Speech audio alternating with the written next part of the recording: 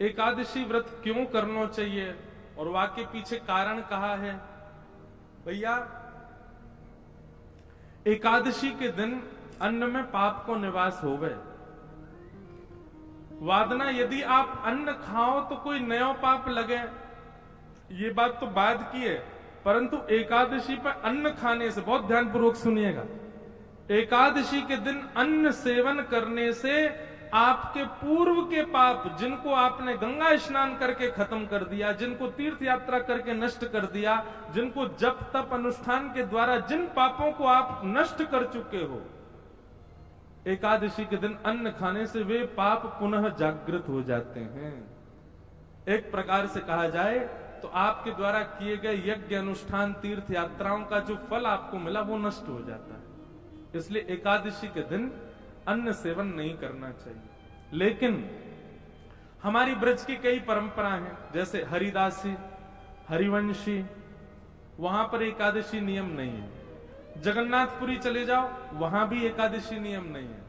तो कई स्थानों पर एकादशी नियम नहीं है, कई संप्रदायों में भी एकादशी नियम नहीं है। तो ऐसा नहीं है कि वो लोग जब पाते होंगे तो उनको अपराध लगता, नहीं लगता, क्योंकि उनकी परंपरा में जब नियम नहीं है, उनकी परंपरा का भाव भी तो बहुत सुदृढ़ है। जैसे हरिदास परंपरा, जहां पर श्री कुंज बिहारी लाल प्रकट भये, वहां पर नियम है कि वहां एकादशी ना हो गए। क्यों? उनकी भावना ऐसी है कि भैया हमने कल ठाकुर जी को भोग लगायो, अन्न को भोग लगायो, और आज पड़ गई एकादशी, तो ठाकुर जी के अधर से छुबो भयो प्रसाद में पाप कैसे आ सके? वो तो प्रसाद है, और या भावना से वो प्रसाद पावे। लेकिन एकादशी के दिन एक बात बहुत ध्यानपूर्वक सुन लीजिए, एकादशी के दिन कोई व्यक्ति आपके घर आयो और घर आकर के वाने आपको कोई प्रसाद अर्पित कियो, जैसे मान लो नाथ द्वार से आयो और नाथ द्वार से आकर के वाने आपको दियो, बोले भैया श्रीनाथ जी को प्रसाद है, और वास्तव में कहीं आपने कहा ओहो या में तो अन्न है, मेरा तो आज व्रत है, तो आपको अपराध लगेगा। इसलिए क्या करना है, घर में यदि कहीं भी तीर्थ से, मंदिर से यदि एकादशी के दिन प्रसाद आता और उसमें यदि अन्न है, तो अन्न बुद्धि रखनी नहीं है, वो प्रसाद है, उसके प्रति अन्न बुद्धि रखते ही वो प्रसाद का भाव नष्ट हो जाता है, फिर पाप लगेगा ही लगेगा उसको पाने से। इसलिए कभी भी यदि प्रसाद ठाकुर जी का घर में आवे, एकादशी का दिन हो, तुरंत उसमें से तिनका ही सही थोड़ा सा जिह्वा पे धारण करके स्वीकार करो, उससे पाप नहीं लगता है। बाकी वैष्णवों को एकादशी व्रत निश्चित रखना चाहिए। एकादशी के दिन बहुत कथाएं हैं एकादशी निष्ठा की। एक कथा तो यह है कि एकादशी के दिन पाप निवास होता है। एक बात ऐसी है, हम ठाकुर जी को कुछ ना कुछ प्रस्तुत करते हैं, कोई धन देता है, कोई पत्र देता है, कोई पुष्प देता है, कोई फल देता है, कोई कुछ ना कुछ ठाकुर जी को देते हैं, पर अन्न खाने से, अन्न सेवन करने से हमारी आयु घटती है, आयु कम होती है। और यदि हम एक दिन अन्न सेवन नहीं करते तो हमारी आयु एक दिन की बढ़ जाती है। इसलिए करवा चौथ के दिन माताएं बहनें व्रत रखती हैं और अपने पति की दीर्घायु नहीं, एक ही दिना की आयु मिले बेचारे, एक ही दिना बड़ो होता होगा मैया के व्रत रखवे से। तो हम क्या करते हैं कि वो करवा चौथ वाले दिन माताएं क्या करती हैं, पति को देख के जलपान कर लेंगी और फिर रात में भोजन कर लेती, मतलब अपने पूरे दिन भूखे रह करके जो पूरे दिन की आयु थी माताएं वो पति को दे देती। ठीक वैसे ही हम अपने जीवन के एक दिन को, एकादशी को, हम अन्न सेवन ना करके पूरे दिन की आयु जो हमारे पास बचती है, पूरे दिन जो हमारे पास शेष आती है, हम उसको द्वादशी के दिन अन्न सेवन करके अपना व्रत पूर्ण करके ठाकुर जी के चरणों में अर्पित कर देते हैं। नाथ, ये एक दिन जो मुझे मिलने वाला मुझे नहीं चाहिए, मैं उसको आपके चरणों में अर्पित करता हूं। एक प्रकार से हम एक दिवस, अपने जीवन का एक दिवस ठाकुर जी को अर्पित कर रहे हैं। एकादशी व्रत करने से पूरा दिन ठाकुर जी के, एक प्रकार से ये माना जाएगा यानी 24 घंटा भजन कियो अगर एकादशी व्रत रखते हैं तो एकादशी व्रत करना चाहिए। इस प्रकार व्रत के भाव हैं। वैष्णव के अंदर 3 निष्ठा होनी चाहिए। सबसे पहले तुलसी निष्ठा, अपने कंठ में तुलसी धारण करे। दूसरी नाम निष्ठा, एक नाम जाप जरूर करे। अब इसमें भी 2 बात सुनिएगा, मंत्र जाप अलग बात है और नाम जाप अलग बात है। आपके गुरु ने जो आपको दिया है वो मंत्र है, वो मंत्र आप आसन पर बैठ करके करिए, शुद्ध अवस्था में करिए, सुबह सुबह करिए। पर नाम आप कभी भी जप सकते हो, कहीं भी जप सकते हो, कैसे भी जप सकते हो। नाम जपने में कोई अपराध नहीं लगता। लेकिन गुरु मंत्र के प्रति, अब हमारे श्री वैष्णव संप्रदाय में तो ऐसा ही है, गुरु मंत्र हर जगह चलते फिरते उठते बैठते नहीं करना चाहिए। एक ही बार दिन में बैठ करके करो, जितनी माला करनी उसी समय कर लो। बाकी भगवत स्मरण, कृष्ण कृष्ण कृष्ण कृष्ण कृष्ण, श्री राधा श्री राधा श्री राधा श्री राधा, गोविंद गोविंद गोविंद गोविंद, गोपाल गोपाल गोपाल, या फिर महामंत्र के रूप में भी नाम ही है हरे कृष्ण, भी कर सकते। चलते फिरते उठते बैठते, बस हाँ ये है कि अपवित्र अवस्था में मत करो। वैसे तो कई जगह नियम है कि कैसे भी करो, अपवित्र अवस्था में भी कर सकते हो। पर कब गलती से हॉस्पिटल चले गए और वहां पे बिस्तर पे पड़े, नहीं नहाए 2 दिन से, वहां लेट के, मर्यादा ऐसी बन गई कि आपत्ति काल है, तब आप कर सकते हो। बाकी बिल्कुल स्वस्थ हो, हट्टे टगड़े हो, बिल्कुल स्वस्थ अवस्था में हो, उसमें भी अपवित्र अवस्था में यदि जपो तो फिर यार थोड़ा तो एक ध्यान रखो कि हम थोड़ा भाव रखें वाक्य प्रति। एकादशी व्रत, ये 3 निष्ठा वैष्णव के चित्त में होनी चाहिए, तुलसी निष्ठा, नाम निष्ठा और एकादशी निष्ठा। इन 3 निष्ठाओं के प्रभाव से भगवत दर्शन निश्चित होता है। तो एकादशी व्रत की बात बताई गई। तत्पश्चात अब यहां से रास पंचाध्यायी प्रारंभ होता है।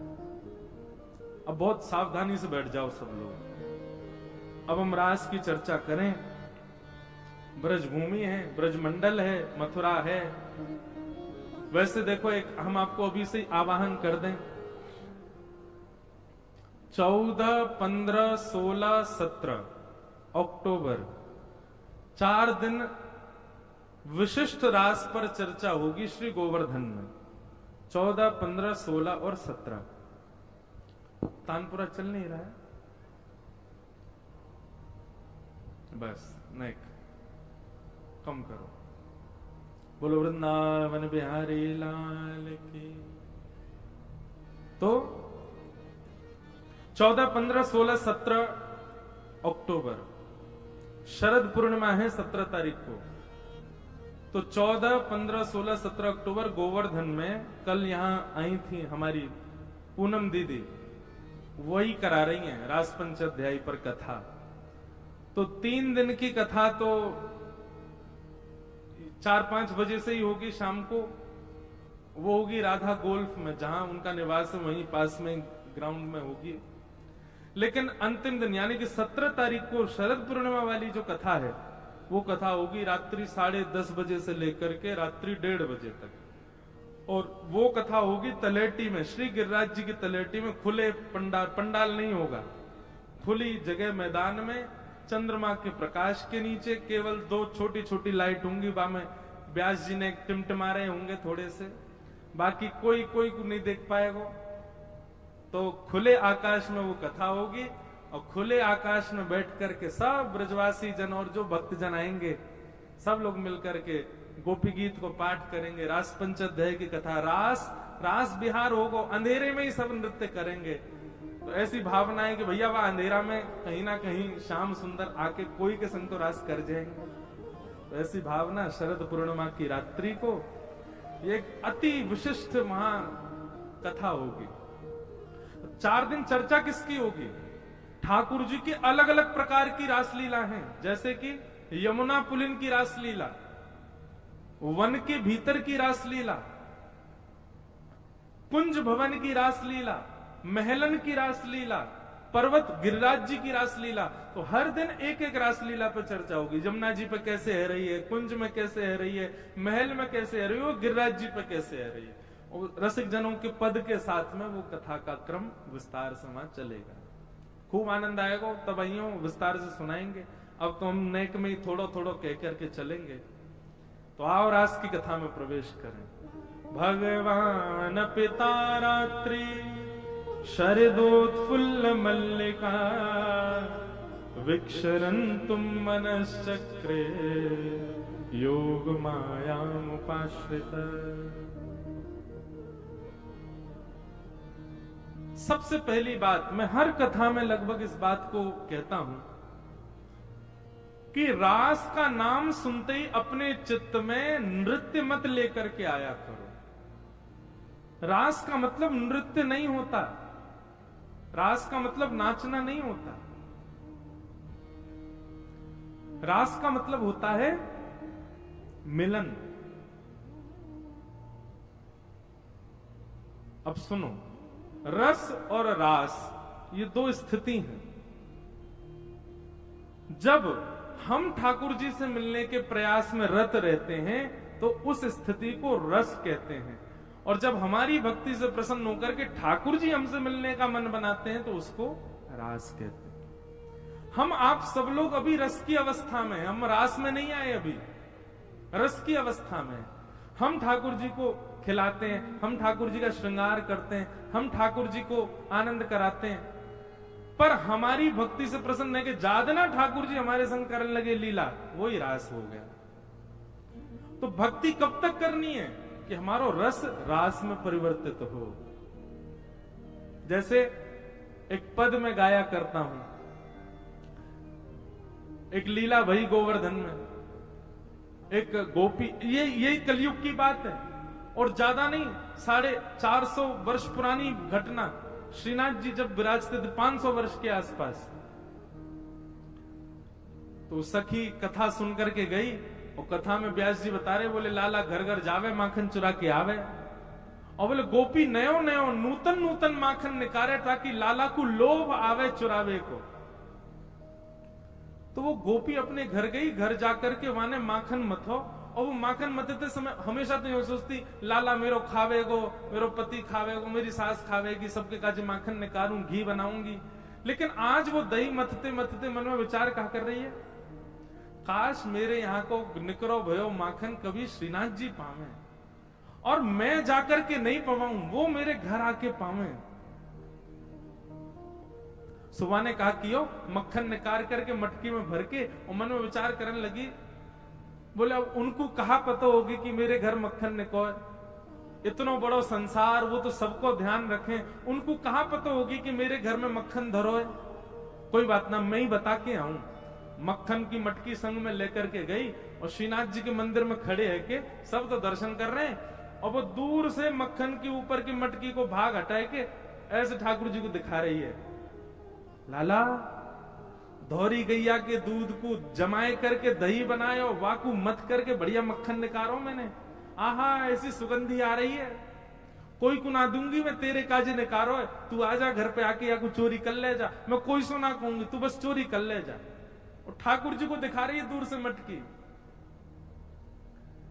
एक दिन है गयो, ठाकुर जी नहीं आए, दूसरे दिन फिर पहुंच गई, फिर दिखावे ठाकुर जी फिर भी नहीं आए। अब तो वहां को नियम बन गया, रोज मक्खन निकाले, और बोली मैं हूं देखूं कब तक नहीं आवेगो, रोज पहुंच जाए और ठाकुर जी को मक्खन दिखावे। महाराज कल गुरु जी आए ना हमारे, बता रहे एक बात, ठाकुर जी के लार टपकन लगी होठन में से वाक्य मक्खन को देख करके। और वही समय सामने, अब श्रीनाथ जी तो बिल्कुल मूर्तिमंत है कि खड़े हैं, सब दर्शनार्थी दर्शन कर रहे हैं, सामने कीर्तन गा रहे थे श्री कुंभन दास जी। तो कुंभन दास जी भी होंगे यहाँ पे, कहाँ है? वो सब तो कोने में है भैया, दिखाई दियो कहीं से दिख जाए तो।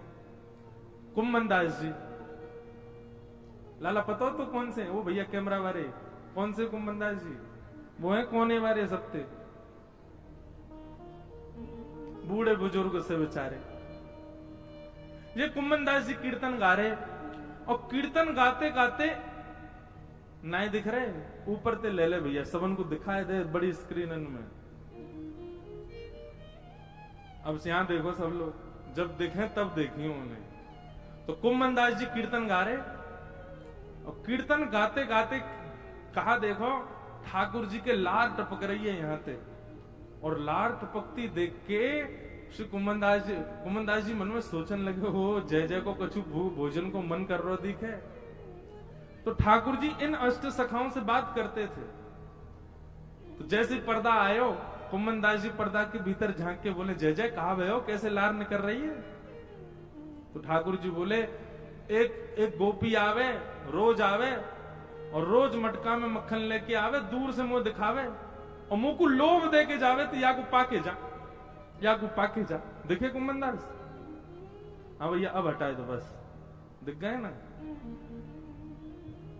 अब सोचो ये कैसे बूढ़े बुजुर्ग से इनसे ठाकुर जी लीला करते। अब ये पूरी वृत्तांत जो मैं आपको बता रहा हूं ना, यही रास है, इसी को ही रास कहते हैं।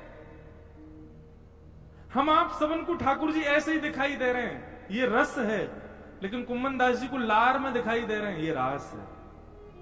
हमारे राधा रमन लाल जी वृंदावन में सबन को ऐसे दिखाई दें तो वो रस है, लेकिन कभी कभी प्रसन्न हो जाए तो उनकी दो दांत दिखाई दें, वो रास है, वो रास बिहारी ठाकुर जी है। ठाकुर जी अपनी लीला थोड़ी थोड़ी प्रकट करने लग जाए, वही को रास कह में। तो कुम्मनदास जी बोले, जय जय कहा भयो, कैसे लार निकले? बोले, एक गोपी रोज आवे और मुंह को दूर से ही मक्खन दिखावे, यो के लाला आजा मेरे घर आके चोरी कर जा, और बता मुंह को लोभ दे के जा। भाई न्यों शर्म नहीं आ रही, मैं परमात्मा मुंह लोभ दे रही है। कुम्मनदास जी बोले, अरे ब्रज के लोग तो बड़े भोरे हुए, जय जय कोई बात ना है, आप दूर से ही स्वीकार कर लेगा। दूर से ना मेरी लार यही मारे निकरी, अब तुम खावे कोई मन है रो है।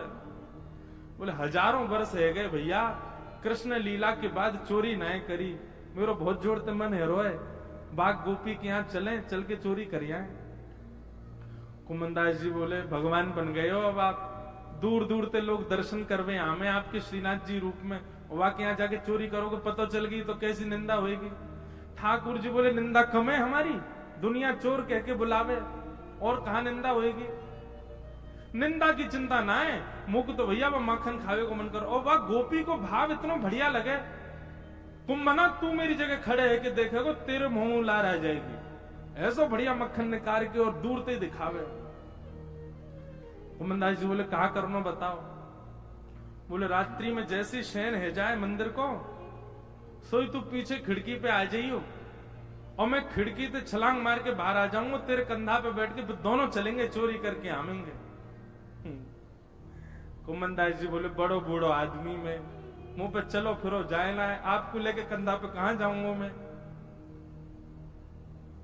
ठाकुर जी बोले, कुम्भना तू बस एक बात, एक सूत्र अपना ले। बोले, कहा शीघ्रता रखियो, बस देरी मत करियो, विलंब मत करियो, और जैसो मैं कहूं वैसो करतो चलियो, बाकी सब मैं संभाल लूंगा, तो बस ले चल मुझे। रात्रि में मंदिर कपाट बंद है गए, शयन है गए, सब दर्शनार्थी अपने अपने घर चले गए, मंदिर के सेवायत सब चले गए।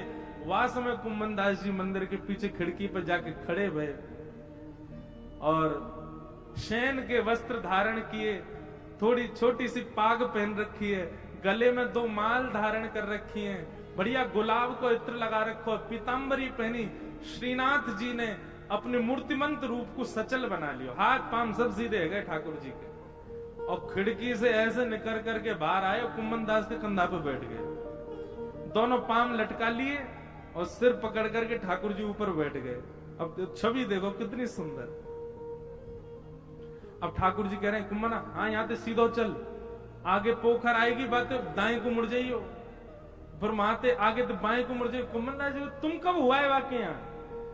बोले, मैं गयो ना हूं, वो गोपी रोज आके मुंह को बता के जावे कि मां मेरो घर है, आ जाइयो लाला। कुम्मनदास जी के नेत्रों में आंसू आ जाते, आहा कितने बड़भाग, ये लीला मेरे साथ घट रही है, मुझे अनुभव हो रहा है, कितना कितना सुख है मेरे लिए। और ठाकुर जी कुम्मनदास जी के संग गए और वह गोपी के घर में ऊपर से छत पे ते प्रवेश कर गए, सब सो रहे हैं गहरी निद्रा में, और ठाकुर जी कह रहे हैं, अचक अचक के चल, आवाज मत करियो नहीं तो आ जाएगी गोपी। ओ देख कुम्भना वो टंग रही मटकी, ले चल वहां के पास।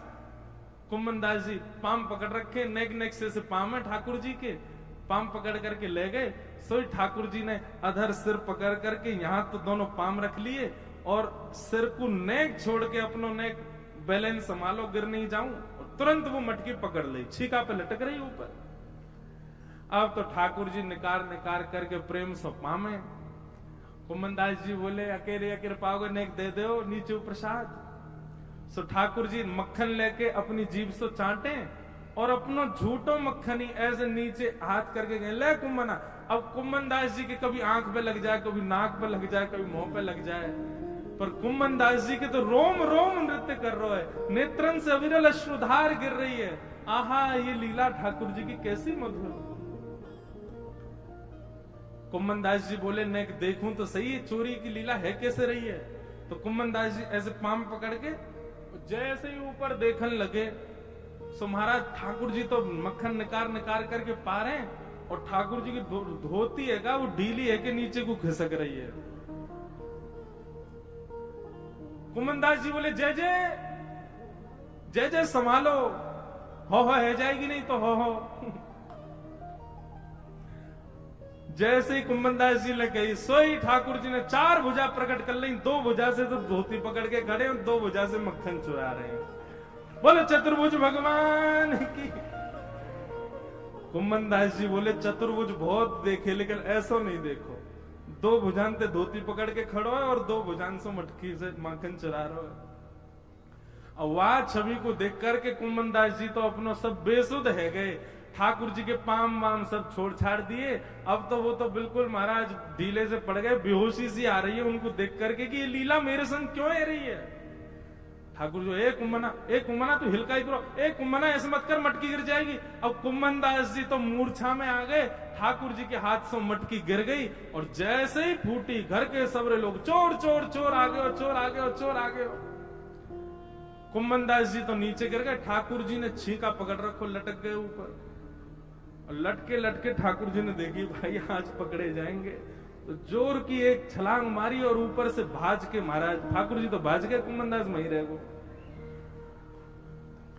इतने में गोपी आई, गोपी ने आके कही कौन चोर है, या में डंडा दो। दो चार डंडा मार दिए महाराज, लेकिन कुम्मनदास जी को कहां पीड़ा होनी। जब लालटेन जला करके देखी तो गोपी बोली ये तो कुम्मनदास बाबा है, मंदिर में कीर्तन गावे। अरे बाबा मैं तो मक्खन को ले जाती कि लाला भोग लगावे आएगो, और तू आगो यहाँ चोरी करवे, शर्म नहीं आई तो को है बुढ़ापे में चोरी करे। कुम्मनदास जी के तो नेत्रों से आंसू बह रहे, नेत्र खोल करके जब कहा कौन सी गोपी है तुम में ते जो मक्खन लेके जावे, तो गोपी बोली मैं हूं, मैं लेके जाऊं, मैं ही कहती लाला ते लाला का उदना आ जा, लाला तो आयो नहीं जी बूढ़ो पड्डा आगो मेरे घर। कुम्मनदास जी वाके चरणन में गिर गए और चरणन को हृदय से लगा करके तब कुम्मनदास जी ने जो पद गायो, तू है सखी बड़ भाग बड़ी, नंदलाल तेरे घर आवत है। तू है सखी बड़ भाग बड़े, सब लोग गाओ, नंदलाल तेरे घर आवत है। ये रास है, इसको रास कहते हैं, नृत्य को रास नहीं कहते।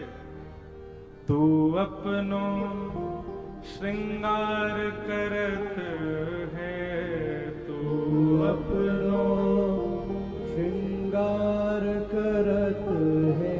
ये दर्पण हाथ दिखावत है, ये दर्पण हाथ दिखावत है। तू है सखी बड़ भाग बड़े, गोपाल तेरे घर आवत है। तू है सखी बड़ भाग बड़े, गोपाल तेरे घर आवत है। निज कर बूथ सुमन के गजराज कर मूर्त सुमन के गजरा, ये अपने ही हाथ पहरावत है, ये अपने ही हाथ पहरावत है। तू है सखी बड़ भाग बड़े, गोपाल तेरे घर आवत है। तू है सखी बड़ भाग बड़े, गोपाल तेरे घर। अरे सखी मैं ना आया हूं तेरे घर चोरी करवे, जाकू तू लोभ दे के आई वही आया हूं मेरे संग में। गोपी बोली सांची कहो बाबा, बोले सांची कह रहा हूं। अरे भैया मैंने दुनिया ते उनके यश सुने पर उनते तेरो यश सुनो। तू कैसे दही मत है, कैसे मक्खन को भरे, कैसे लेकर के जावे, और तू कैसे कैसे अपने घर को पूरा मार्ग बतावे, वो सब ठाकुर जी अपने मुख से मुंह को सुना रहे। हर कोई उनको यश गावत, हर कोई उनको यश गावत, सब कोई उनको यश गावत, सब कोई उनको यश गावत। पर वे तेरो यश गावत हैं, वे तेरो यश गावत है। तू है सखी बड़ भाग बड़े, नंदलाल तेरे घर आवत है। तू है सखी बड़ भाग बड़े, नंदलाल तेरे घर आवत है।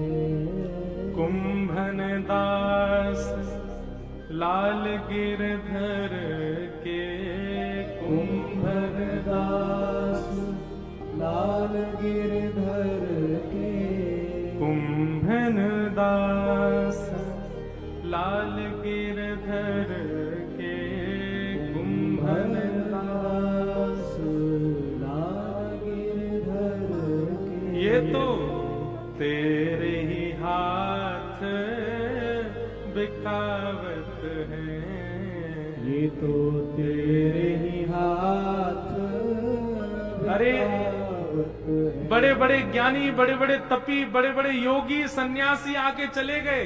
जे कोई सो ऐसे ना मिलवे जामे, ये कोई सो ऐसे ना मिले, ये कोई की बात ना सुने, ये कोई की तपस्या स्वीकार ना करें। अरे हजार हजार वर्ष की तपस्या है वे, पर भी एक क्षण के दर्शन हो में। लेकिन तू भूरी भारी सखी, तू पढ़ी लिखी ना है, तो कछु आवे ना है, लेकिन तेरे भोरेपन पर रीच के जगत नियंता जगदाधार तेरे घर माखन खावे आयो। कुंभन दास लाल गिरधर के, कुंभन दास लाल गिरधर के।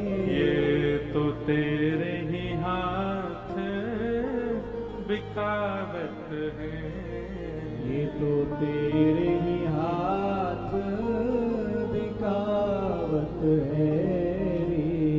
तू है सखी बड़ भाग बड़े, गोपाल तेरे घर आवत है। तू है सखी बड़ भाग बड़े, गोपाल तेरे घर आवत है। बोल श्री राधा रमण लाल की। तो ये है रास। आपकी भावना से प्रसन्न है करके, आपके भक्ति से प्रसन्न है करके ठाकुर जी आपको वो अधिकार प्रदान कर दें कि उनकी अंतरंग लीला को आपको दर्शन है जाए, तब समझो ये रास है। तो रस से प्रारंभ है हमारी भक्ति। अभी हम रस में स्थित हैं, अभी हम जैसो खवा में ठाकुर जी खा लें, जैसो पहना में पहन लें, जहां ले जाएं वहां चले जाएं, पर यही परिवर्तित है जाए कि ठाकुर जी स्वयं आकर के मुझको तुझे बना के खवा, मैं तो वो खाऊंगा, मैं तो जे पहनूंगा, मैं तो वहां जाऊंगा, मैं तो यो करूंगा। इसी को रास कहते हैं। भक्ति की चरमोत्कृष्ट स्थिति को रास कहा जाता है, नृत्य रास नहीं है। तो फिर आप कहोगे फिर नृत्य क्यों होता है सब जगह, यहां पर भी भगवान नाच रहे हैं। भाई जब आप आनंद की सीमा पार कर लोगे ना, तो फिर पैर थिरकने लगेंगे, हाथ नृत्य करेंगे। कीर्तन प्रारंभ हो और तब आप सोचो अरे सब नाच रहे मैं नाच लूं, वो नृत्य नहीं। कीर्तन प्रारंभ हुआ और आप चाह रहे हो कि मैं ना उठूं और फिर भी नहीं रोक पाओ और नाचने लग जाओ, वही प्रेम की और आनंद की चरमोत्कृष्ट स्थिति होती है। घर पे ठाकुर जी आ जाएं, घर पे स्वयं चल करके श्याम सुंदर आ जाएं, तो आनंद में भर के नृत्य नहीं करोगे। तो ऐसे ही ब्रज गोपियों को ठाकुर जी ने वह सुख प्रदान कर दिया, वह अंतरंग भाव प्रदान कर दिया कि गोपियां आनंद में भर करके झूमने लगी। तो इसलिए वो रास नृत्य के भाव से दिखने लगा, लेकिन वास्तविक रूप से नृत्य नहीं है रास। तो रास की भूमिका प्रारंभ ऐसे हुए। भगवान पिता रात्रि शरदोत्फुल्ल मल्लिका विक्षरन्तुम मनश्चक्रे योग माया उपाश्रित। भगवान ने गोपियों को पहले ही आश्वासन दे दिया था कि शरद पूर्णिमा की रात्रि पर हम आपके साथ रास विहार करेंगे। क्यों? क्योंकि ये गोपियां कात्यायनी पूजन के लिए जाती थीं, यमुना स्नान के लिए जाती थीं, और यमुना स्नान कात्यायनी पूजन में फल रूप में भगवान को प्रियतम रूप में मांगती थी। गोपियों की अवस्था कितनी है? बोले छोटी 6 वर्ष से लेकर के और यशोदा मैया की उम्र तक की सबरी गोपी हैं। कोई एज लिमिट नहीं है, बाउंडेशन नहीं है। छोटी से छोटी गोपी और बड़ी से बड़ी गोपी हैं, और सब ठाकुर जी को एक ही रूप में देखती हैं, क्या? प्रियतम है। अरे बड़ी बूढ़ी गोपी जाको 2 गोपी कंधा दे के लेके आ रही है, वो भी ठाकुर जी को प्रियतम रूप में देख रही है। ऐसा ठाकुर जी को स्वरूप है। तो जब चीर हरण किया भगवान ने, तब भगवान बोले हम सब आपके मन की भावना जाने। तो एक बात आपके मन में कभी आती नहीं, इतनी छोटी गोपी, इतनी बड़ी गोपी, और नेक्स्ट से 6-7 वर्ष के ठाकुर जी को प्रियतम माने। 6-7 वर्ष को बालक अगर यहां बैठो तो आपको देखो एक बार, इतने बड़े हैं ठाकुर जी, और उनको कोई प्रियतम कैसे मान सके? 6-7 वर्ष के बालक को तो गोदी में लेके डोलवे को मन करे, वाकू प्रियतम मानवे को मन थोड़ी है सके। लेकिन ठाकुर जी के प्रति प्रियतम बुद्धि प्रकट हो रही है। इसका मतलब क्या है? इसका मतलब ये कि ये गोपियां जानती हैं, न खलु गोपिका नंदनो भवान अखिल देना अंतरात्म दृक्। गोपियां जानती हैं कि ये सामान्य बालक नहीं है, जगत नियंता जगदाधार त्रिलोकी नाथ श्री कृष्ण हैं, ये साक्षात परमेश्वर हैं, और परब्रह्म रूप जानती हैं, इसीलिए उनके प्रति प्रियतम बुद्धि रख रही हैं। वो जानती हैं कि हम जन्म जन्मांतर से इनकी उपासिका हैं। हम कभी संत बनकर के, कभी तपस्वी बनकर के इनको प्राप्त करने के लिए अपने घर बार छोड़ छोड़ करके हिमालय पर जाकर के बैठे हैं, और उसी का परिणाम कि इस बार हम गोपी बनकर के आई और ये वही परमात्मा कृष्ण बनकर के आए। वे सब जानती हैं, वो अबोध नहीं है, तभी ठाकुर जी के प्रति उनका वह प्रेम अटूट हो रहा है।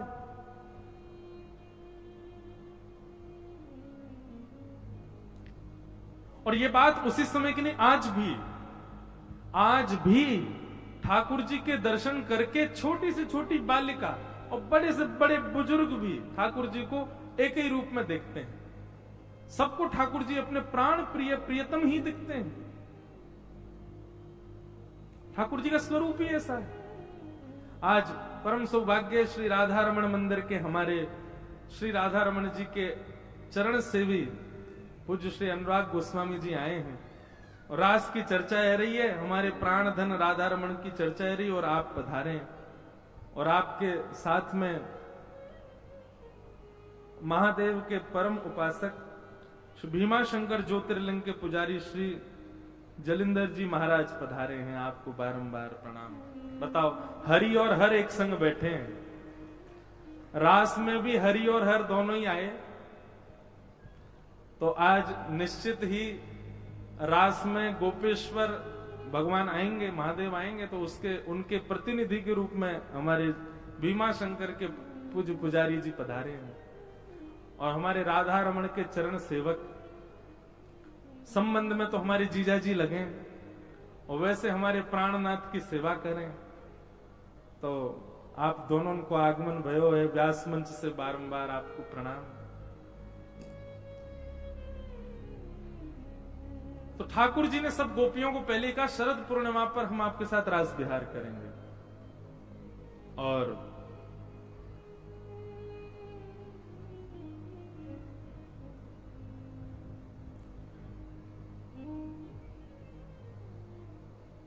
आने वाले हैं।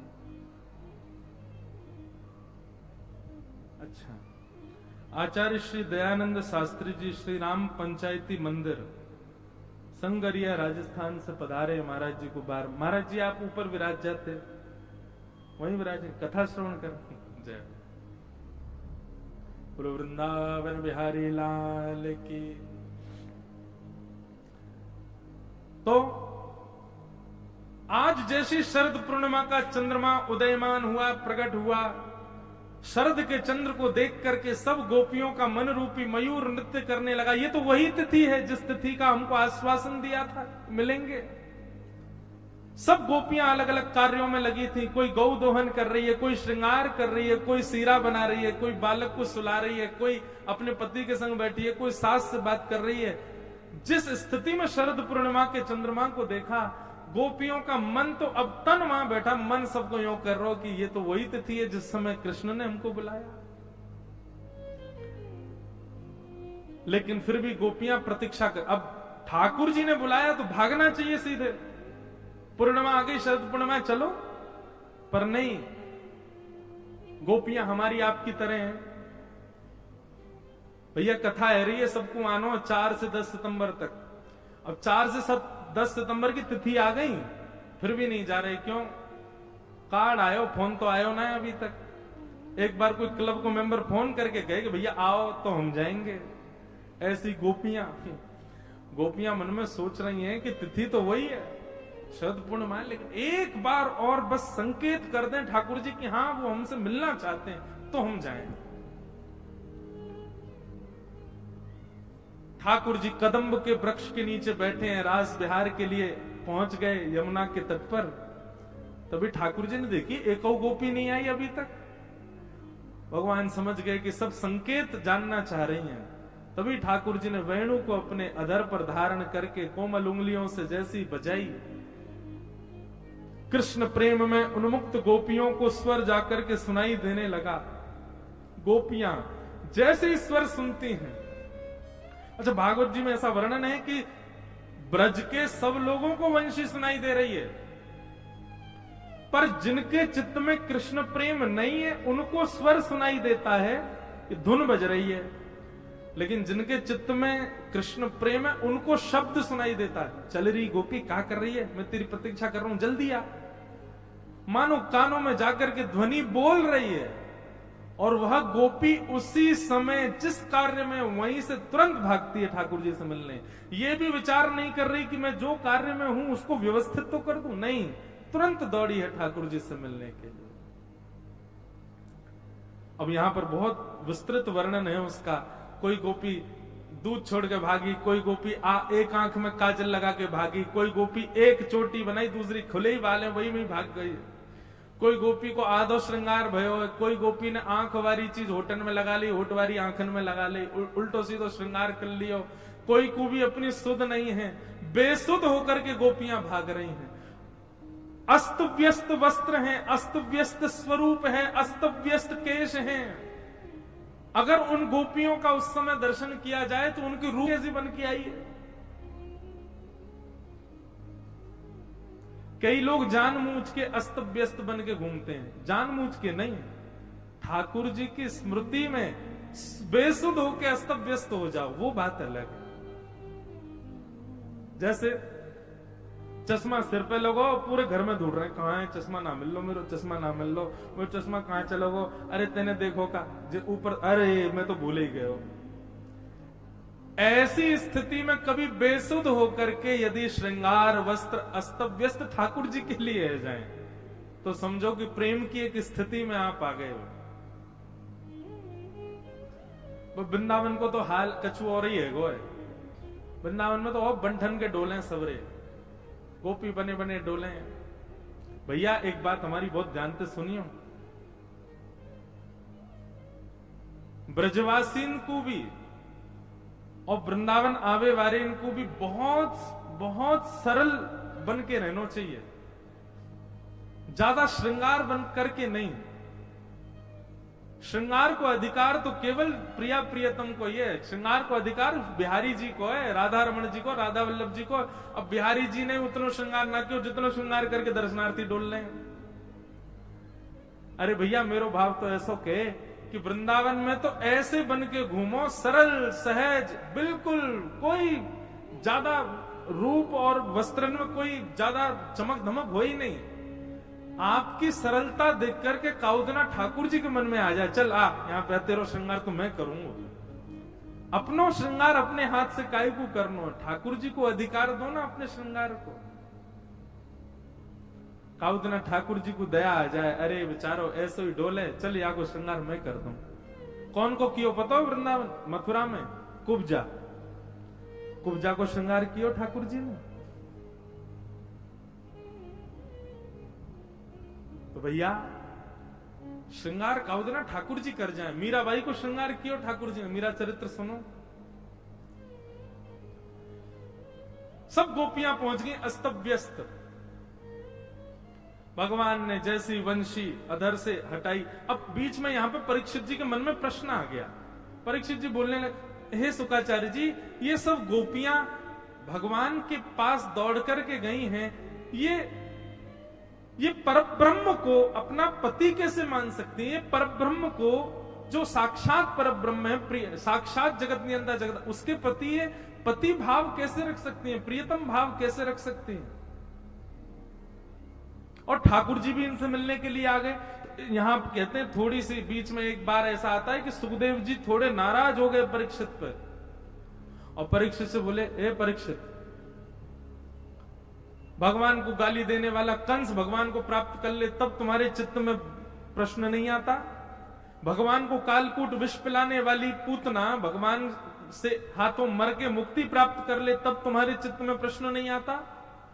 भगवान से बैर करने वाले शिशुपाल, दंतवक्र, रावण आदि राक्षस, ये सब मुक्ति को प्राप्त हो जाएं, भगवत प्राप्ति कर लें तो तुम्हारे चित्त में प्रश्न नहीं आता। और वहीं गोपियां प्रेम करती हैं ठाकुर जी से, तुम प्रश्न कर रहे हो। और यहां पर डंके की चोट पर श्री शुकाचार्य जी कहते हैं, केवल गोपियां ठाकुर जी से प्रेम नहीं करते हैं, ये ठाकुर जी भी इन गोपियों को अपना प्रेयसी मानते हैं, प्रेम करते हैं। यहां पर स्पष्ट शब्द है कि मुतादोक्षज प्रिया, ये अदोक्षज भी इनसे प्रेम करते हैं, श्री कृष्ण को भी ये प्रिय हैं। इसलिए इस भाव में तुम्हारे चित्त में प्रश्न नहीं आना चाहिए कि ये प्रेम करके कैसे पा सकते हैं। भगवत प्राप्ति में कोई भी भाव, कोई भी व्यवहार, कोई भी सर्वोपरि है प्रेम भाव। शुकाचार्य जी की बात सुनकर परीक्षित जी शांत हो गए। शुकाचार्य जी ने आगे सुनाना प्रारंभ किया कि भगवान ने वेणु रव जैसे शांत किया, सब गोपियां सामने खड़ी थीं। भगवान ने उन समस्त गोपियों को पूछा, आप सब क्यों आई हो? सब गोपियां अलग अलग उदाहरण देने लगी। भगवान ने 10 श्लोकों में यह कहा, वापस चली जाओ, अपने पति, परिवार और पतिव्रता नारी का धर्म क्या होता है सब समझाने लगे। लेकिन कोई भी गोपी वापस नहीं गई। गोपियों ने बल्कि 11 श्लोकों में भगवान को उत्तर दिया कि हम वापस क्यों नहीं जाएंगे। इसी को प्रणय गीत कहते हैं, बहुत सुंदर है। अंतिम श्लोक में गोपियां कहती हैं, चित्तम सुखेन भवता पहितम ग्रहेषु यन्ने विसस्य तु करावपि गृह्य कृत्ये पादौ पदं न चलतस्तव पादमूला यामः कथं व्रजमथो करवाम किंबा। बहुत ध्यान से सुनो, गोपियां कह रही हैं नाथ हम वापस चली जाएंगी, लेकिन हमारी एक वस्तु आपके पास है, वो हमको वापस करो। भगवान बोले मेरे पास क्या है आपका?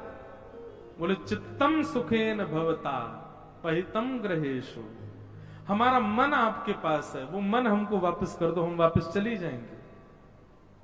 जैसे ही ये बात कही कि मन आपके पास है, ये बात सुनते ही ठाकुर जी तो आनंद में भर गए।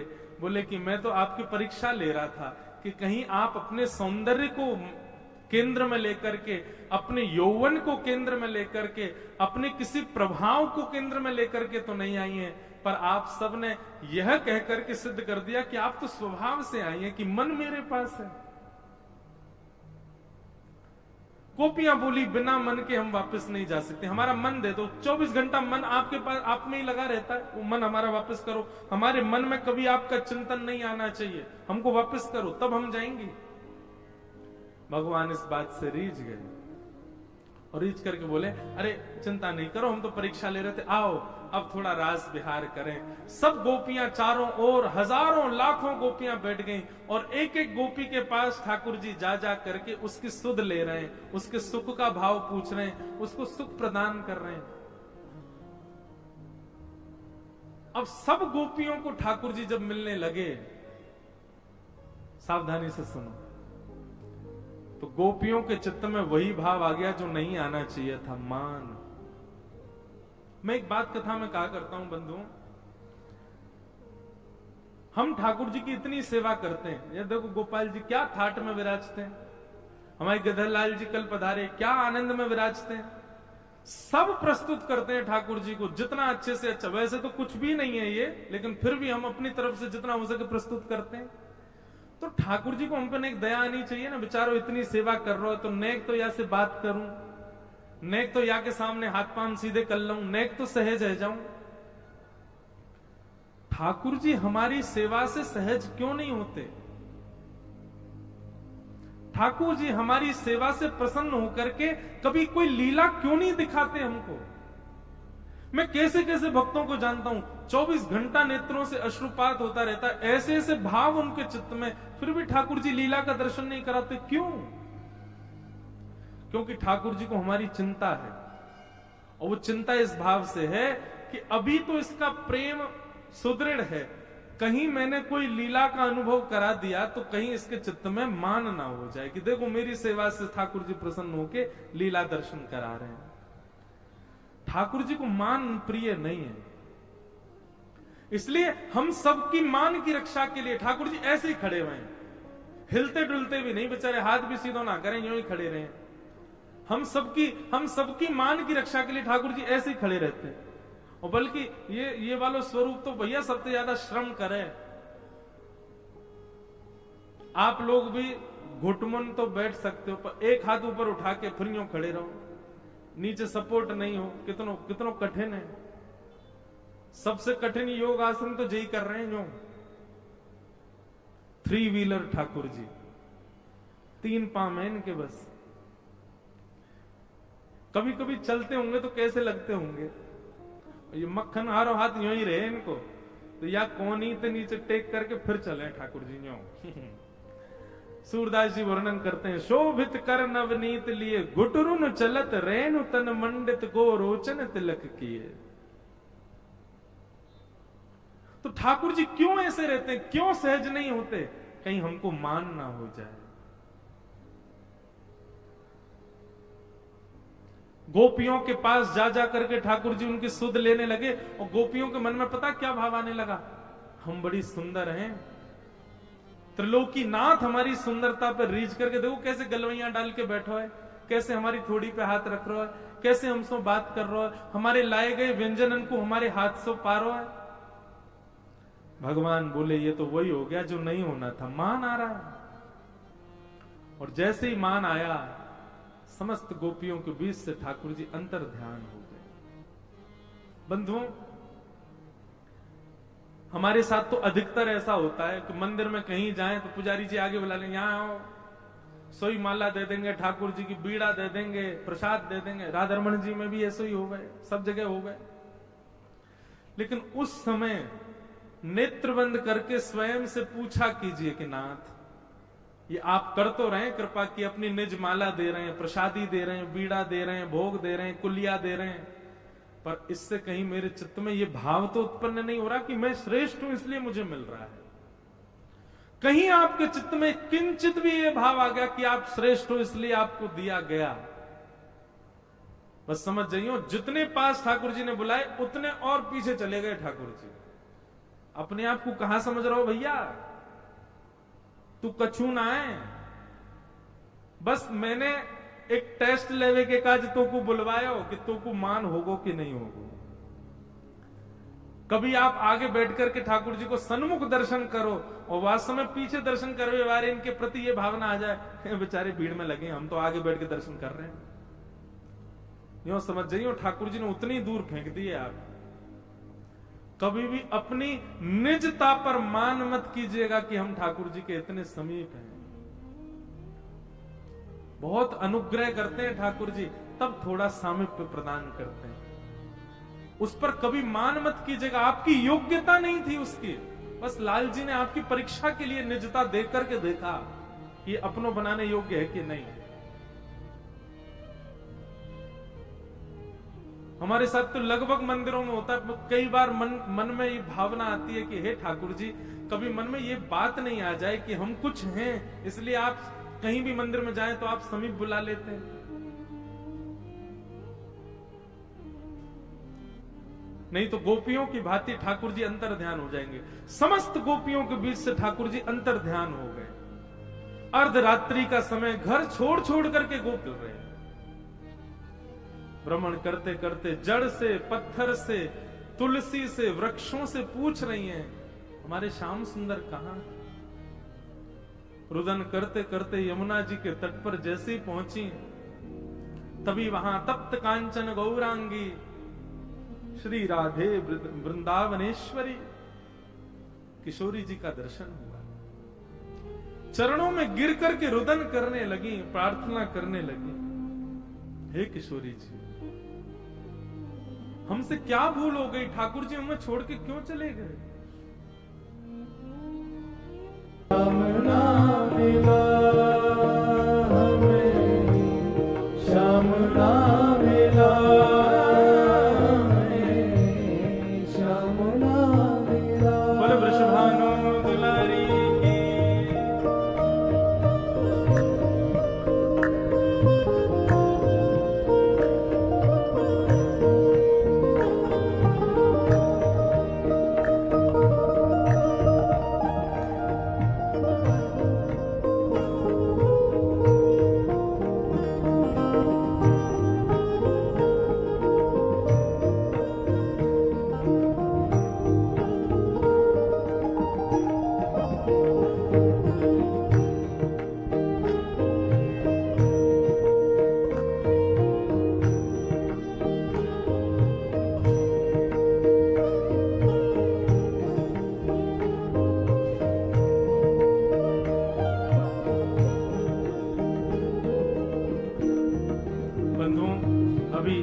राधाष्टमी आ रही है परसों, किशोरी जी से प्रार्थना करो, ब्रज में जन्म भयो हमारो, ब्रजवास कर रहे हम, खूब लाल जी की सेवा करें, खूब जैसो हमसे बल पड़ पावे वैसो इनकी सेवा करें, भोग पवा में सब करें। पर ये लाला बतो ना कितनो समय और लगावे को हम पे कृपा करवे में, अनुग्रह करवे में। हे श्यामा जी, आपसे हमारी विनती है कि आप कृपा करो और या लाला को अपने संग लेकर के हमारे सन्मुख आओ, हमको एक क्षण के लिए दर्शन कराओ, और कोई अभिलाषा नहीं है हमारी।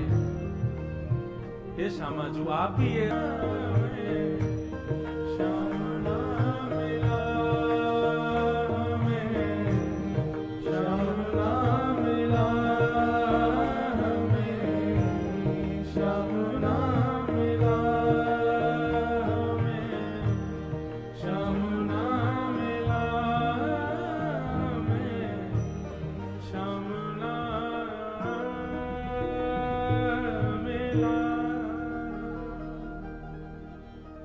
वृषभानु दुलारी की।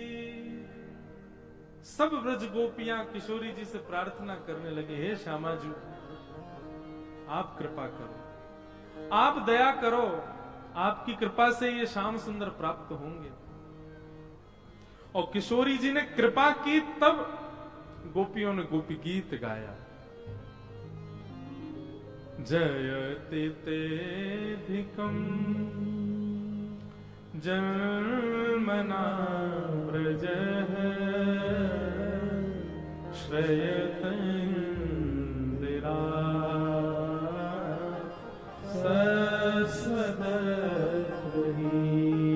इसके अनेक भाव संतजन बताते हैं। और हमारे चित्त में एक भाव आता है कि गोपियां कह रही हैं, हे कन्हैया, ते जन्मना ब्रजम अधिकम जयति,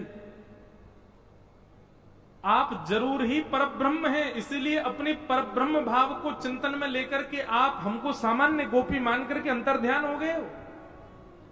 आप स्वामी हो, आप नाथ हो, इस भाव को चित्त में धारण करके आप अंतर्ध्यान हो गए हो। पर याद रहे कन्हैया, आप स्वामी हो, आप नाथ हो, आप परब्रह्म हो, आप भगवान हो, पर आप सर्व प्रिय इसलिए हो क्योंकि आप ब्रज में जन्मे हो।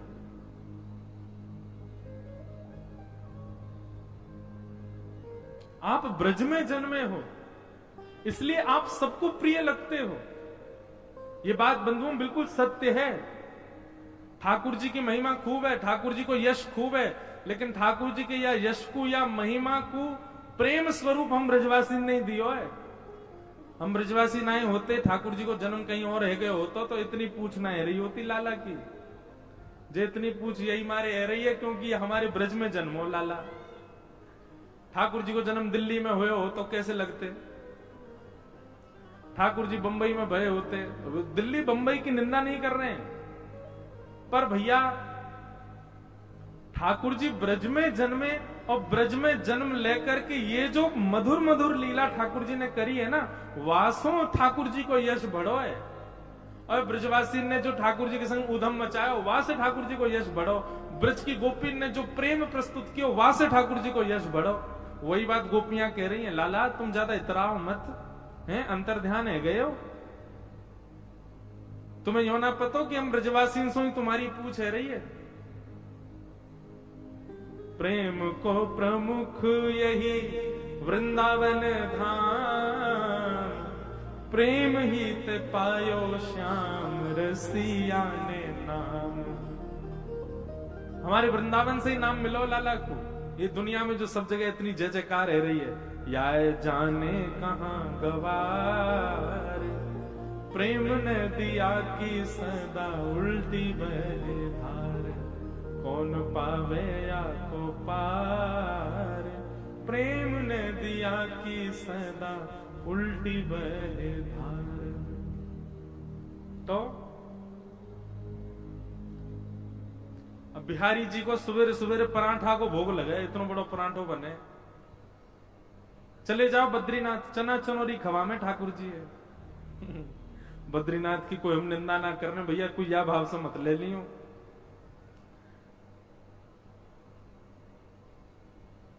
राधा रमन जी में शयन आरती होती है, एक गोस्वामी जी खड़े के वंशी बजा में ठाकुर जी को मधुर मधुर राग सुना में तब सो में। और कहीं होवे ऐसी सेवा तो ब्रज में ही होवे। हमारे श्री राधा वल्लभ जी में रोज ब्याह होवे ठाकुर जी को। आज ठाकुर जी का ब्याह होला है, बारी लिखो रेवे, और भीतर जाओ तो राधा वल्लभ जी सेहरा पहले खड़े महाराज, रोज ब्याह के लैया तैयार। ऐसी सेवा होवे कहीं पे, कहीं होवे रोज ब्याह ठाकुर जी को। जी सब ब्रजवासी नहीं किया महाराज ठाकुर जी को। अभी तक तो हम ठाकुर जी को यश गा रहे, पर यहाँ गोपीन ने आकर के आगे हमारो बल बढ़ा दिया। वो काय को ठाकुर जी को यश, ब्रजवासी की वजह से ठाकुर जी को यश है सब जगह। गोपी गीत प्रारंभिक गोपियों ने डांट के किया ठाकुर जी को, ज्यादा इतराव मत, है अंतर्ध्यान है गए हो। हम ब्रजवासी से तुम्हारी पूछ है रही हो, हम ब्रजवासी को ही छोड़ के चले गए। हर एक पद में गोपियां थोड़ी रोष में आती हैं, अगले पद में थोड़ी शांत हो जाती हैं। हे कन्हैया आप तो शरदुदास साधु जा सरसी जो दर श्रीमुषादृशा सूरत नाथ ते अशुल्क दासिका वरदने तो नेह किम वद। दूसरे श्लोक में हम तो आपके अशुल्क दासी हैं, हम ते लाला जो सेवा कराओ करवा लियो, एक रुपया मत दियो, हम तो आपकी बिना मोल की दासी हैं लाला, हमें या तरीका से अकेले छोड़ के मत जाओ कन्हैया। और एक गोपी बोली, अरे कन्हैया मुझको एक बात बता जा बस आके, तैने हमको इंद्र के कोप से क्यों बचायो, गिरिराज पर्वत क्यों धारण कियो, हमारे प्राणन की रक्षा क्यों करी, मरण देते वादना इतनी वर्षा भई सब डूब जाते, फिर कालिया नाग को मार करके भगा दियो, वहां हमारी रक्षा करी, 2 बार अग्नि लगी, दोनों बार अग्नि को पान करके हमारी रक्षा करी, और जब इतनी जगह हमारी रक्षा करी प्राणन की, तो आज हमको अकेले छोड़ के चले गए, ऐसे हमारे प्राण को हरण क्यों कर रहे हो, नेह किम वदा। जब इतनी जगह हमारी रक्षा करी तो आज हमको अकेले छोड़ के क्यों चले गए श्याम सुंदर, क्या ये वध नहीं कर रहे आप हमारा, अबला नारियों को रात्रि में अकेले वन में छोड़ करके आप चले गए। इस प्रकार गोपियां सब ठाकुर जी को पुकार रही हैं, और पूरा गोपी गीत तो सबको याद ही है, ब्रजवासियों को तो याद होना ही चाहिए, नहीं है तो कल जमुना जी में जाकर के 11 डुबकी लगाओ, और 11 डुबकी लगा के नियम धारण करो कि अब से रोज गोपी गीत को पाठ करो। कहा बताएं भैया, हमारे ब्रजवासी बड़े बिगड़ते जा रहे हैं सबरे, सबन को काउ देना बैठ के अच्छे से अब ही समझा रहे हैं, काउ देना कहा समझाएंगे, माने तो बढ़िया सौभाग्य भैया हमारा हम ब्रज में गोपी गीत रोज सुनाए करो अपने लाला को। तो गोपीन ने गोपी गीत गायो, और गोपी गीत गावे के बाद जैसे ही रुदन करनो प्रारंभ किया। एक बात हमेशा याद रखना बंधु, कभी मंदिर में जाके कथा सुन करके, ठाकुर जी की लीला सुन के, ठाकुर जी को देख करके यदि नेत्र सजल हो जाते हैं, नेत्रों से अश्रु आता है, तो समझ जाइयो कि ठाकुर जी आपको छू रहे हैं, यही हमारे नेत्रन से आंसू आ रहे हैं। ठाकुर जी को किसी न किसी रूप से आपको स्पर्श किया है ठाकुर जी ने, इसीलिए आपके चित्त में भाव उमड़ रहे हैं। ये नेत्र सजल होनो, भाव होनो, सेवा में जाकर के बेसुध होनो, ये सब ठाकुर जी के अनुभव को प्रतीक है। एक ब्रजवासी आयो परसों तरसों मिलवे गोवर्धन सो, और मुझसे आके बोलो महाराज जी मैं रोज गिरिराज जी परिक्रमा लगावे जाऊं, और गिरिराज जी परिक्रमा में 4 से 5 घंटा लगने चाहिए, पर मुंह को 8-9 घंटा लग जाए। मैंने काहे को? बोले चलते चलते पता ना कहा है जाए, वहीं बैठ के मैं रोने लग जाऊं, इतनी याद आवे ठाकुर जी की, अब तो या मारे मैंने परिक्रमा में जानो ही बंद कर दियो, 8-8 घंटा लग जाए मुंह को परिक्रमा लगावे में। मेरा मन तो क्यों वाकू हृदय से लगा लूं भैया, तू कितनो सौभाग्यशाली। दुनिया के लोग डिस्को बजाते हुए परिक्रमा करें गिरिराज जी की, उछल कूद कर रहे हैं, नाच रहे हैं, वहीं पे खा रहे हैं, वहीं उल्टो सीधो सब कर रहे हैं, और एक असली विधा कि बीच बीच में हरि चिंतन करके नेत्र सजल है रहे, भाव आ रहा है, ठाकुर जी की याद आ रही है। अरे भैया ये जितने आचार्य गोस्वामी हमारे यहाँ भये, चाहे वो श्रीमद वल्लभाचार्य जी महाराज हो, स्वामी श्री हरदास जी महाराज हो, चैतन्य महाप्रभु हो, इन लोगों की स्थिति ऐसी, ये जब भी परिक्रमा के लिए जाते वृंदावन और गोवर्धन की, कितनों समय निकल जातो कोई पता नहीं क्यों, जहां वृक्ष दिखते वृक्षन को लिपट करके वहीं रुदन करने लगते। चलते चलते ऐसा भाव आ जातो कि ठाकुर जी भी यहीं चल रहे होंगे, अनावृत चरणन से चल रहे होंगे, वहीं रोने लग जाते। या फिर ऐसी स्थिति आज के युग में रही हमारे पूज्य श्री पंडित गया प्रसाद जी महाराज की, उनकी भी ऐसी स्थिति थी, वो भी गिरिराज जी परिक्रमा जाते रोने लग जाते। कोई कहते बाबा काय को रो रहे हो? बोले मैं तो यहाँ मार रो रहा हूं, इतनी जोर की धूप पड़ रही है, रज ऐसी तप रही है, और मुंह पता हो ये नंद को लाला माने गो नहीं, गैया चरावे यही धूप में ही जावे, वहां के पामन में गर्मी लग जाती होगी, या भाव से रो रहे हैं। कभी कहीं बहुत सारो कूड़ो करकट देखते तो रोने लग जाते, और मन में विचार करते जे छोरा माने नाए, ऐसे ही सबरो कूड़ो फेंक जाए, और फिर यही में पाम धरेगो, कोई कांटो लग जाएगा, फिर रोतो रोतो यशोदा मैया पास जाएगो। ऐसे अपने आप ही भाव उत्पन्न होते और रुदन करते। हम लोग अभी इस स्थिति में आ ही नहीं सकते। हम एक बात पुनः कह दें, भक्ति में विरह यदि होता है तो समझो आपकी भक्ति स्वीकार है। और जिस भक्ति में विरह नहीं है, जिस व्यक्ति में कभी व्याकुलता नहीं, जिस भक्ति में कभी घबराहट इस भाव से नहीं हुई कि हमको ठाकुर जी के दर्शन क्यों नहीं हो रहे, दुर्भाग्य है हमारा।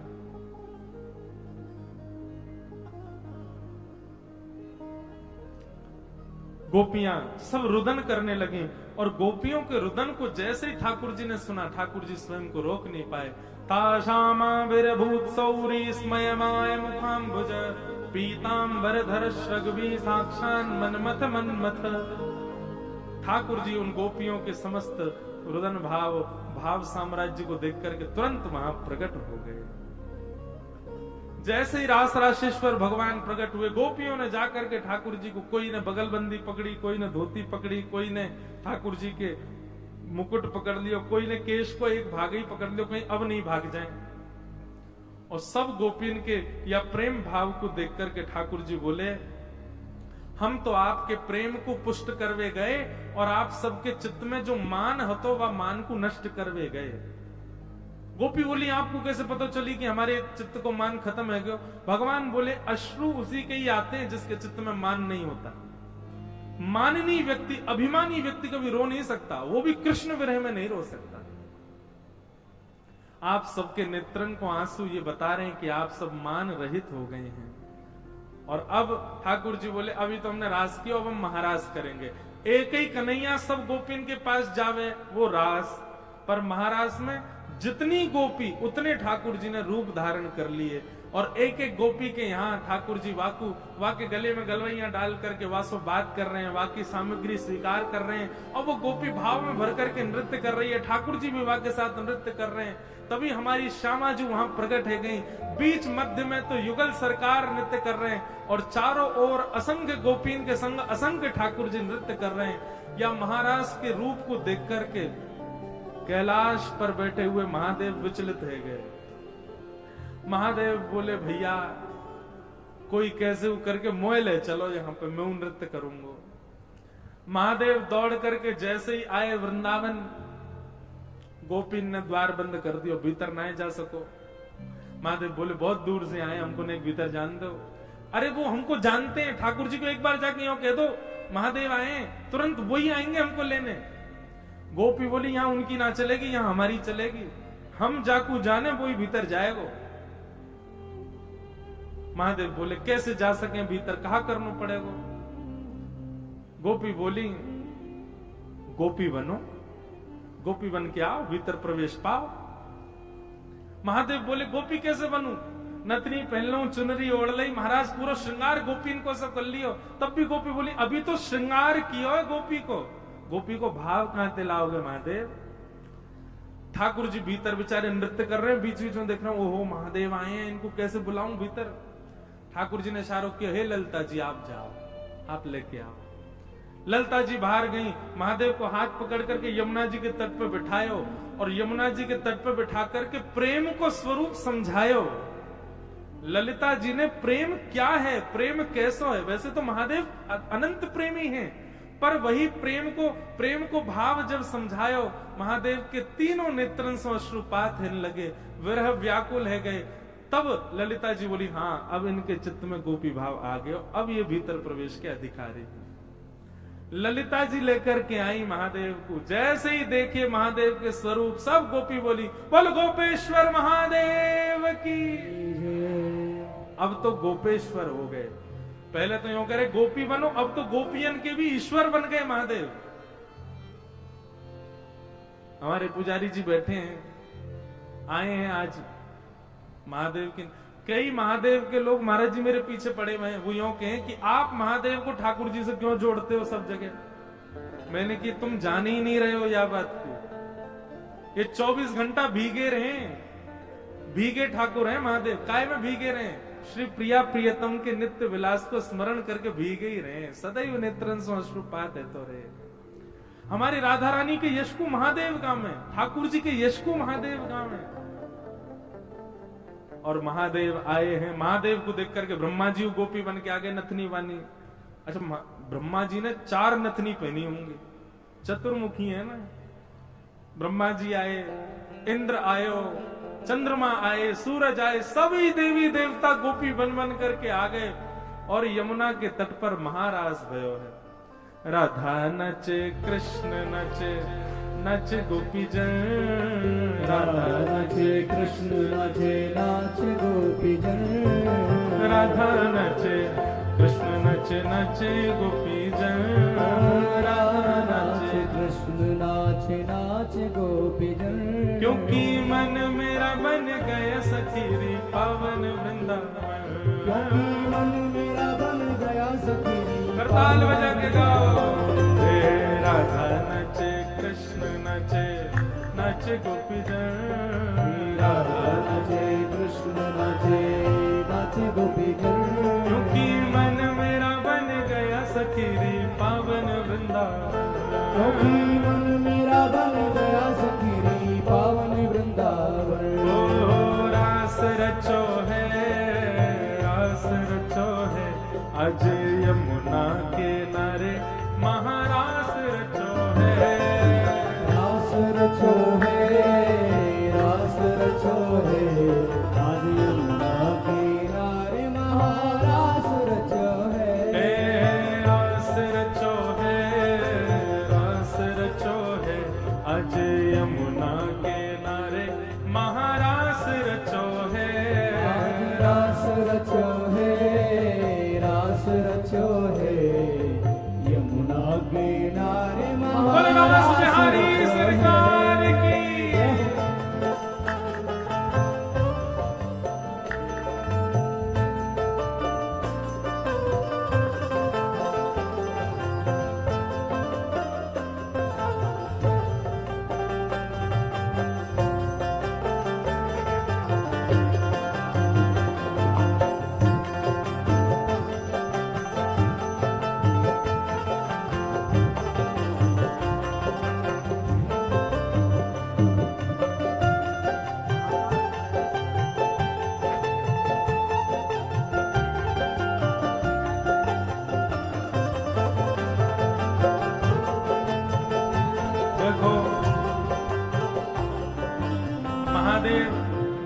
महादेव प्रत्यक्ष ही आ गए।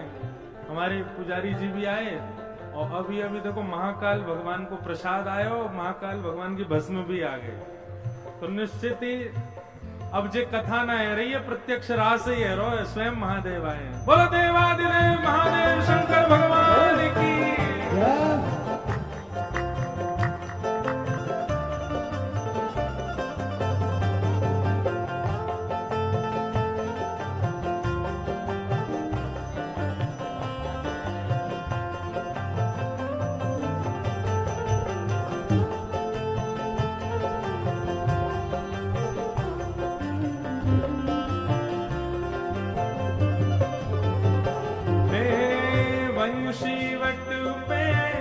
यमुना तट पे कान्हा रास रचावे।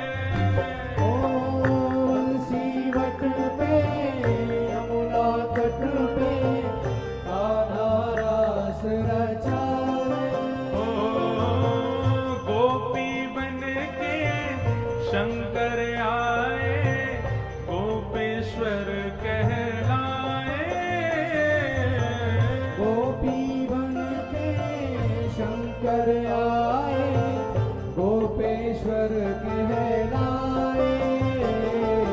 डम डम डमरू बाजे कान्हा की मुरली पे। डम डम डमरू बाजे कान्हा की मुरली पे।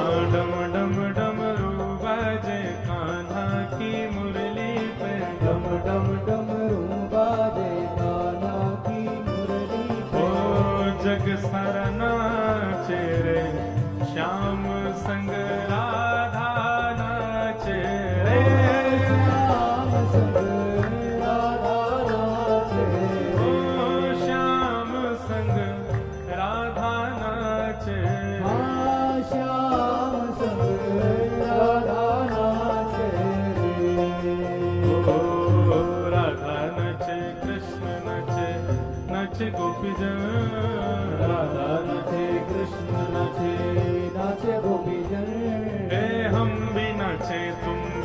नाचो नाचो सभी जन। हम भी नाच तुम भी नाचो, नाचो सब जन। क्योंकि मन मेरा बन गया सखी रे पावन वृंदावन। मन मेरा बन गया सखी रे पावन वृंदावन। ओ मन मेरा बन गया सखी रे पावन वृंदावन। ओ मन मेरा बन गया सखी रे बोलो राशेश्वर भगवान की।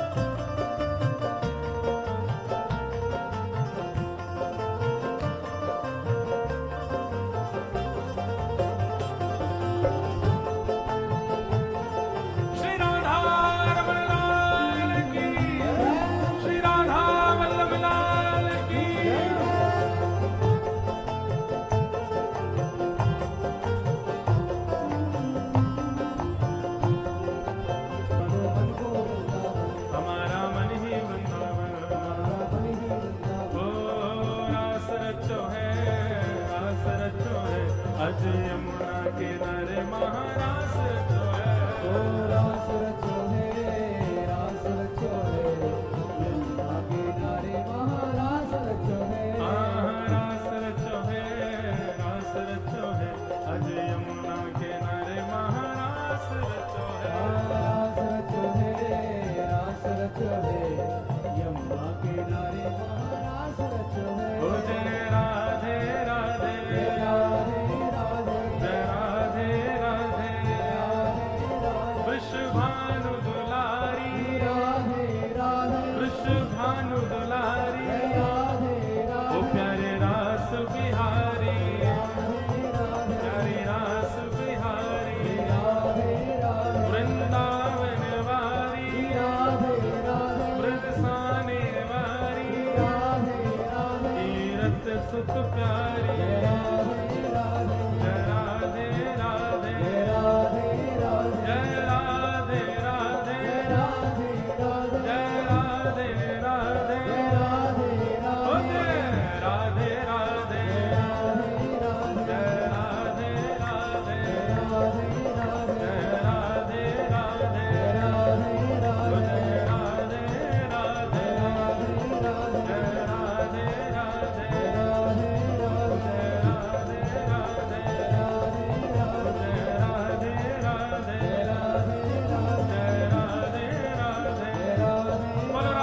राशेश्वर भगवान राधा रमण लाल की जय जय श्री राम।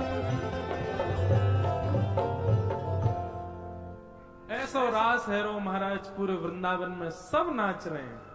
देवता भी नृत्य कर रहे हैं, ऋषि भी नृत्य कर रहे हैं, सब जीव वंचर भी नृत्य कर रहे हैं, यमुना जी भी नृत्य कर रही हैं, गंगा जी भी नृत्य कर रहे हैं, ब्रजमंडल के सब वृक्ष चैतन्य है करके नृत्य कर रहे हैं, सब आनंद में भर गए हैं। जल्दी से बैठ जाओ सब लोग, जहां खड़े हो वहीं बैठ जाओ।